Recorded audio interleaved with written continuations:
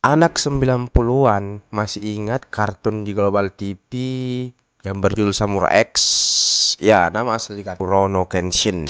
Anime ini berlatar belakang zaman Meiji ketika terjadi restorasi Meiji, di mana terjadi perubahan besar-besaran di Jepang, terjadi modernisasi, dan Jepang sudah terbuka secara masif terhadap budaya dan pengaruh dari luar. Tetapi Jepang bukan berarti meninggalkan tradisi nenek moyangnya. Di zaman sebelumnya, waktu Keshogunan Tokugawa berkuasa, Kenshin adalah seorang pembantai yang bernama Kimura Batosai. Kemudian di zaman Meiji, dia berubah menjadi pengembara yang bernama Kimura Kenshin.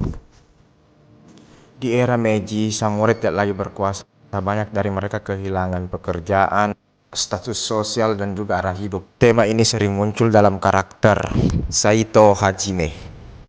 Di era sebelumnya, samurai memegang posisi penting dalam hierarki sosial dan mempunyai tempat yang istimewa di masyarakat karena hanya berada di bawah kaisar, shogun, dan daimyo. Samurai berada di atas petani, seniman, dan pedagang.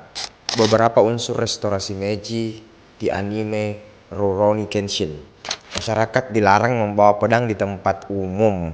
Tapi ada beberapa masyarakat yang tetap membawa pedang sebagai bentuk identitas atau perlawanan terhadap sistem baru. Dan Kenshin sendiri membawa pedang yang bernama Sakabato, yaitu pedang yang bermata terbalik, sebagai simbol berubahnya status Kenshin dari seorang pembantai menjadi pelindung.